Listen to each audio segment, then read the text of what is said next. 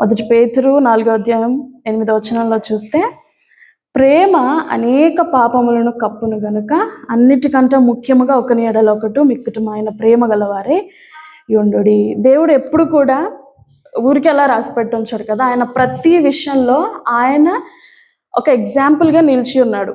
చూసినట్లయితే మన జీవితంలో కూడా ఆయన ప్రేమ ఏమై ఉందండి, మన పాపములని కప్పింది. ఆయన త్యాగము మన యొక్క పాపపు బ్రతుకుని సమస్తాన్ని తుడిచివేసి ఈ దినము రక్షణ మార్గంలో మనం ఉన్నామంటే అది కేవలము దేవుని కృప. అందుకే అంటున్నారు కదా, ప్రేమ అనేక పాపములని కప్పేదిగా ఉంటుంది. మన జీవితంలో కూడా దేవుడు మన యొక్క పాపముల్ని కప్పేసి ఉన్నాడు.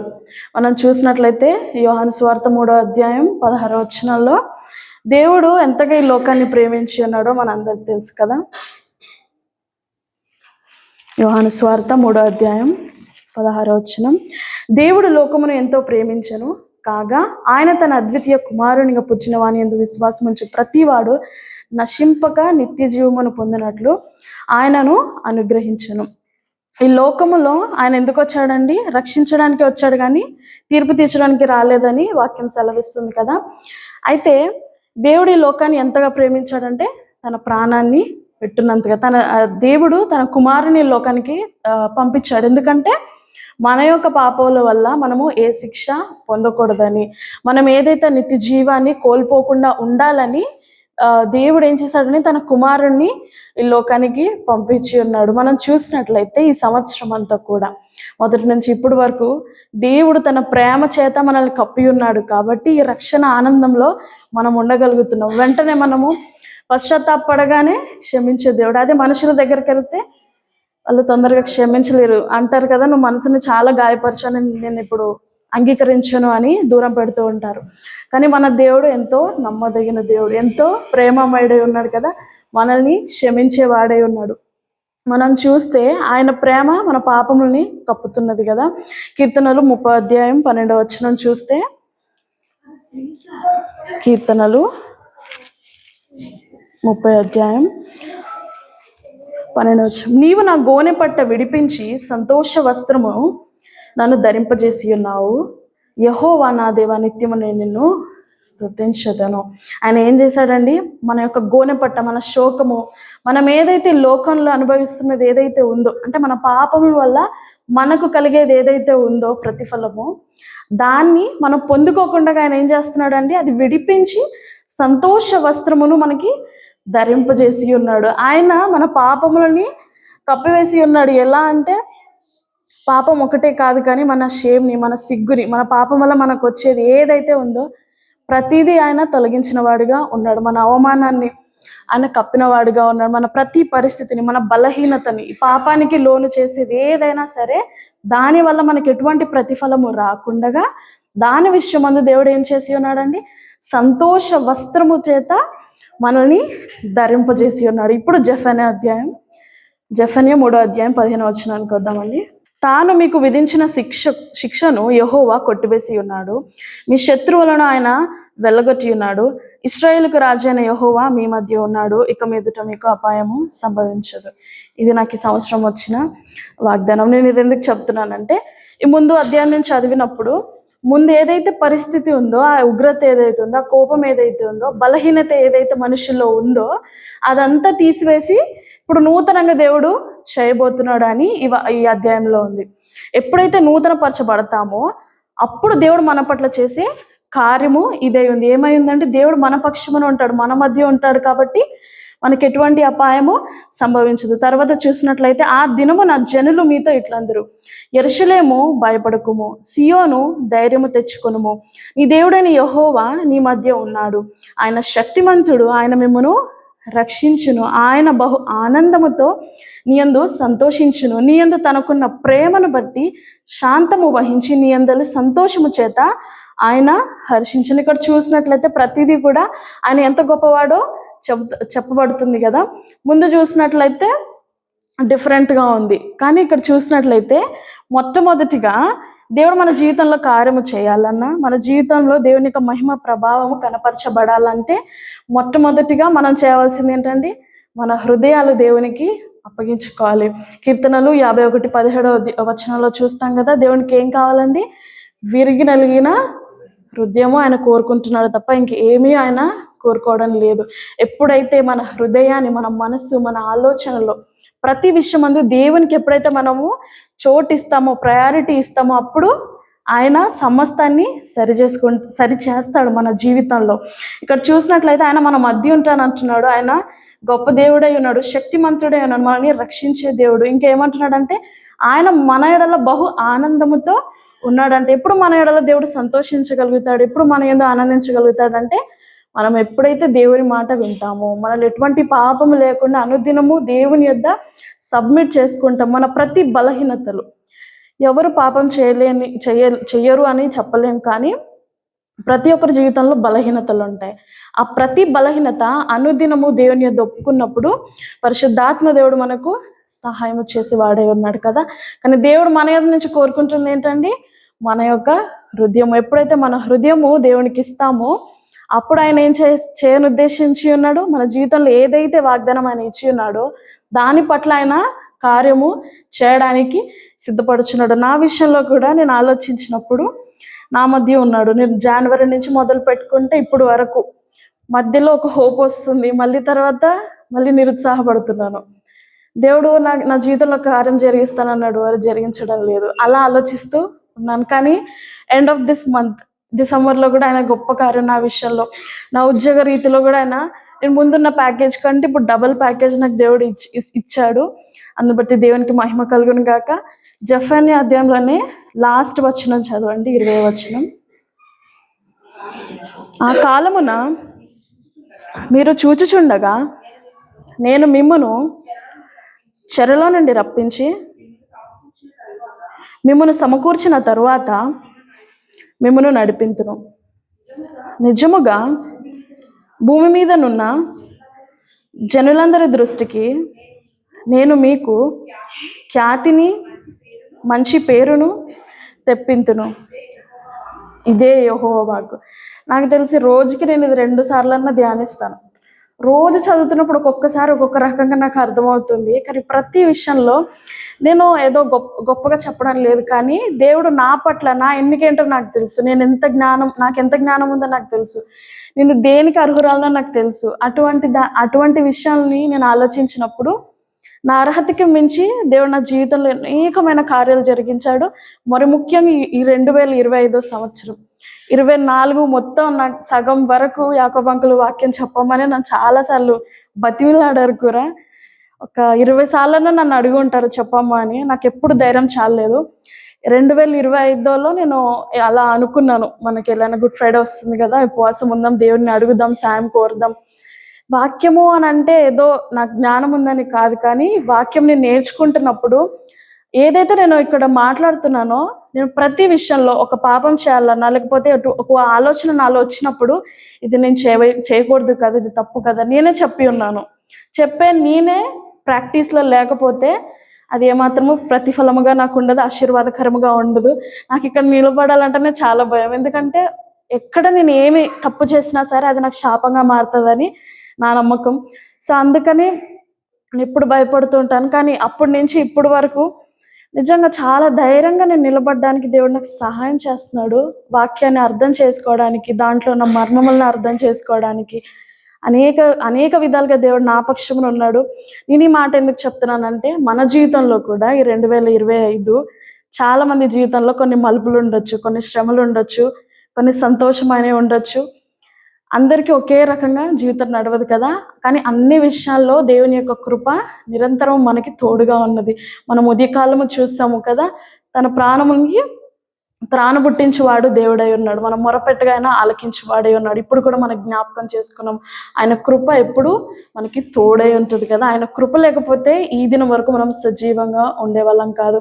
మనం చూస్తున్నాం, అనేక న్యూస్లు వింటున్నాం, అనేక యాక్సిడెంట్స్ చూస్తున్నాం, అనేక మంది నరహత్యలు అవుతున్నారు, అనేక విధాలుగా ఈ లోకంలో ఈ పరిస్థితిలో లేనివారుగా ఉన్నారు. గంట ముందు ఉన్న వాళ్ళు ఇప్పుడు లేనివారుగా ఉన్నారు. కానీ మన పట్ల దేవుడు ఇంకా ప్రణాళిక కలిగి ఉన్నాడు. మనం సజీవంగా ఉన్నామంటే మన పట్ల ఆయన ఒక ఆలోచన కలిగి ఉన్నాడు. ఆ ఆలోచనను బట్టే మనం ఇంకా సజీవంగా ఉన్నామని మనం జ్ఞాపకం చేసుకోవాలి. చూసినట్లయితే ఈ సంవత్సరము అంటే ఎప్పుడు ఉండేదే, కానీ నేను ఈ సంవత్సరం గురించి ఎందుకు మాట్లాడుతున్నానంటే, మొదటి నుంచి ఇప్పుడు వరకు దేవుడు మనల్ని క్షమించుకుంటూనే వస్తున్నాడు. ఎందుకంటే ఎవ్వరు కూడా కాన్ఫిడెంట్గా చెప్పలేము, దేవుడు నేను ప్రతి విషయంలో నమ్మకంగా ఉన్నాను, ఆయన మాటకి నేను విధేయురాలుగా జీవించానని అయితే ఎవరు చెప్పలేరు. ఎందుకంటే ఏదో ఒక పరిస్థితిలో మనం తప్పిపోయాం, ఏదో పరిస్థితుల్లో నిరుత్సాహ చెందాం, ఏదో పరిస్థితుల్లో సనుగుకున్నాం, ఏదో పరిస్థితుల్లో దేవునికి అవమానకరంగా బ్రతికాం. కానీ దేవుడు అది ఏది కూడా చూడలేదు కదా. మనం ఎప్పుడైతే దేవుని దగ్గరకు వచ్చామో, ఏ రీతిగా వచ్చి దేవుని దగ్గరకు వచ్చి క్షమాపణ అడగగానే ఆయన క్షమించిన వాడుగా ఉంటాడు. తప్పిపోయిన కుమారుడు కూడా అంతే కదా. ఆయన సంతోషం వెతుక్కున్నాడు, బయట వ్యసనాలతో బయటకు వెళ్ళిపోయి అంతా కొల్లిపోయి తండ్రి దగ్గరికి వచ్చాడు. తండ్రి దగ్గరికి వచ్చినప్పుడు నా తండ్రి యాక్సెప్ట్ చేస్తాడా లేదా అని ఏది ఆలోచించలేదు. కానీ అలా వచ్చినప్పుడు తండ్రి ఏం చేశాడు, ఏంటి నీ డ్రెస్సింగ్ ఎందుకు, నువ్వేంటి ఇలా ఏమన్నా అడిగాడా, అసలు నువ్వు ఆస్తి తీసుకొని వెళ్ళిపోయావు కదా, ఎందుకు వచ్చావని ఏమీ ప్రశ్న అడగలేదు. కానీ వెంటనే వెళ్ళి మెడ మీద ముద్దు పెట్టుకొని హత్తుకొని ఎంతగానో సెలబ్రేట్ చేసుకున్నాడు కదా. ఈరోజు మనము కూడా ఎక్కడన్నా ఆగిపోయి ఉన్నామేమో ఈ సంవత్సరంలో, మన పరిస్థితులను బట్టి, మనకు కలిగిన శ్రమలను బట్టి, స్థితిగతులను ఆలోచించుకుంటూ ఎక్కడన్నా ఆగిపోయి ఉన్నామేమో ఒకసారి జ్ఞాపకం చేసుకుందాం, మనం సరి చేసుకుందాం. మన దేవుడు నమ్మదగిన వాడు.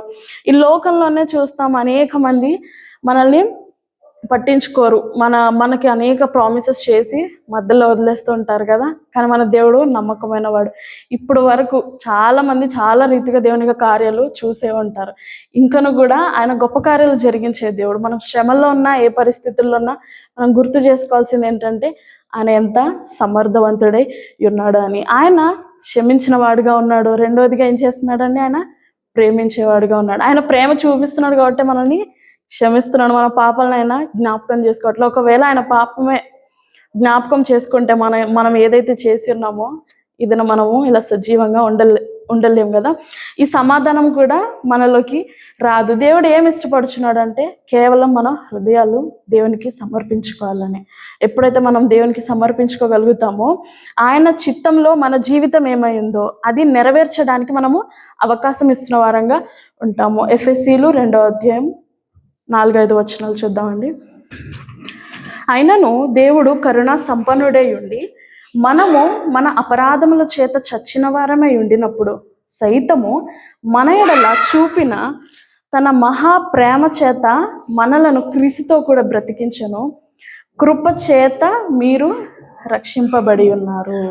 మనం చూసినట్లయితే ఇందాక కూడా అన్నయ్య చెప్పారు కదా, కేవలం మనం దేని చేత రక్షింపబడి ఉన్నామండి, కృప చేతనే, కృప వల్లనే. మనం ప్రేమ గురించి గుర్తు చేసుకోవాలంటే మనకి యేసుక్రీస్తు వారే గుర్తొస్తారు. ఎందుకంటే మనం ఎంత పాపం చేసినా, ఎంత దేవునికి విరుద్ధంగా నడుచుకున్నా, ఎంత ఆయనకి అవమానకరంగా బ్రతికినా కూడా ఆయన క్షమించుకుంటూనే వచ్చి ఉన్నాడు. మొదటి పేతురులో కూడా చెప్పాడు కదా, ప్రేమ ఏం చేస్తుందండి, పాపముల్ని కప్పేదిగా ఉంటుంది. మన దేవుడు కూడా ఆయన ప్రేమను మన మీద చూపిస్తున్నాడు. మనం అది డిజర్వ్ చేయం. యాక్చువల్గా మనందరికీ తెలుసు, ఎవరి వ్యక్తిగతం వాళ్ళకి తెలుసు, ఎవరు చెప్పనవసరం లేదు.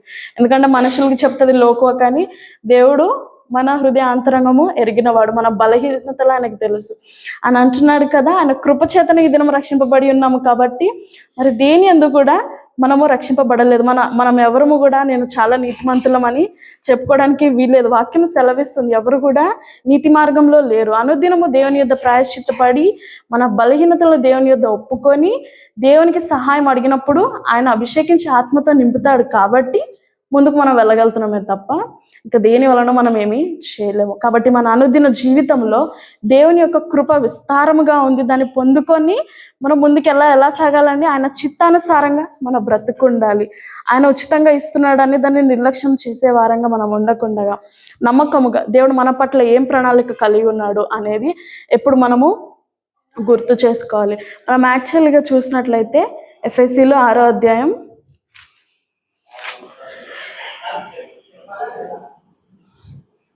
10వ వచనం, 10 నుంచి 18 వచనాలు ఎవరైనా చదవండి. తుదకు ప్రభు యొక్క మహాశక్తిని బట్టి ఆయన యందు బలవంతులయుండుడి. మీరు అపవాది తంత్రములను ఎదిరించుటకు శక్తిమంతులగుటకు దేవుడిచ్చు సర్వాంగ కవచమును ధరించుకొనుడి. ఏలయనగా మనము పోరాడునది శరీరులతో కాదు, కానీ ప్రధానులతోనూ అధికారులతోనూ ప్రస్తుత అంధకార సంబంధులకు లోకనాథులతోనూ ఆకాశ మండలమందున్న దురాత్మల సమూహములతోనూ పోరాడుచున్నాము. అందుచేతనే మీరు ఆపద్దినమందు వారిని ఎదిరించుటకు సమస్తమును నెరవేర్చిన వారై నిలువబడుటకును శక్తిమంతులగునట్లు దేవుడిచ్చి సర్వాంగ కవచమును ధరించుకొనుడి. ఎలాగనగా మీ నడుమునకు సత్యమును దట్టి కట్టుకొని నీతి అను మైమరుపు తొడుగుకొని పాదములకు సమాధాన సువార్త వలనైన సిద్ధ మనసును జోడు తొడుగుకొని నిలువబడుడి. ఇవన్నీ గాక విశ్వాసమను డాలు పట్టుకొనుడి.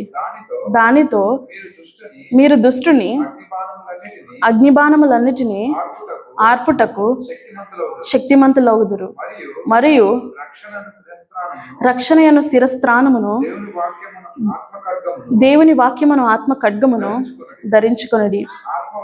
ఆత్మ వలన ప్రతి సమయమందును ప్రతి విధమైన ప్రార్థనను విజ్ఞాపనను చేయుచు ఆ విషయమై సమస్త పరిశుద్ధుల నిమిత్తమును పూర్ణమైన పట్టుదలతో విజ్ఞాపన చేయుచు మెలకువగా ఉండండి. చాలండి, ఇదంతా మనం చదువుతున్న మనకు అర్థమవుతుంది కదా.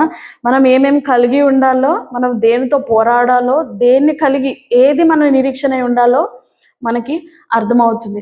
మొదటిగా చూసినట్లయితే ఆయన మనల్ని క్షమించిన వాడు, రెండోదిగా చూసినట్లయితే ఆయన ప్రేమను కనపరిచిన వాడు. ఆయన ప్రేమ మన పట్ల చూపిస్తున్నాడు కాబట్టి మన పాపముల వల్ల మనకి ఎటువంటి ప్రతిఫలము లేదు. కాబట్టి మనం సంతోషముతో ఆయన యొక్క సమాధానాన్ని పొందుకున్న వారముగా ఉన్నాము. కాబట్టి మనం దేని యందు మనం చింతించనక్కర్లేదు, దుఃఖపడని అవసరం లేదు, భవిష్యత్తు గురించి ఆలోచించిన అవసరం కూడా లేదు. కానీ దేవుని యొక్క కృప మన ఎడలో ఉంది అంటే ఈ లోకంలో మనం ఏదైనా చేయగలుగుతాం కదా. మనం దేనితో పోరాడవలసి వస్తుందండి? శరీరులతో కాదు కదా, మనుషులతో కాదు. ఎవరితోనండి? 13వ వచనం చూసినట్లయితే ఎలా అనగా మనము పోరాడినది శరీరులతో కాదు కానీ ప్రధానులతో అధికారులతోనూ ప్రస్తుత అంధకార సంబంధులకు లోకనాథులతోనూ ఆకాశ మండలమందు దురాత్మ సమూహముతో పోరాడుచున్నాము. కాబట్టి ఇది ఆత్మానుసారమైన పోరాటమై ఉన్నది కదా. ఈ ఆత్మానుసారమైన పోరాటాన్ని పోరాడాలంటే మనకు కావాల్సింది ఏంటండి? సర్వాంగ కవచము కావాలి కదా. మనము శక్తిమంతులు అవ్వాలంటే దేవుని యొక్క సహవాసములో మనం ఉండవలసి ఉన్నది. దేవుడిచ్చే సర్వాంగ కవచమును ధరించుకొనుడి.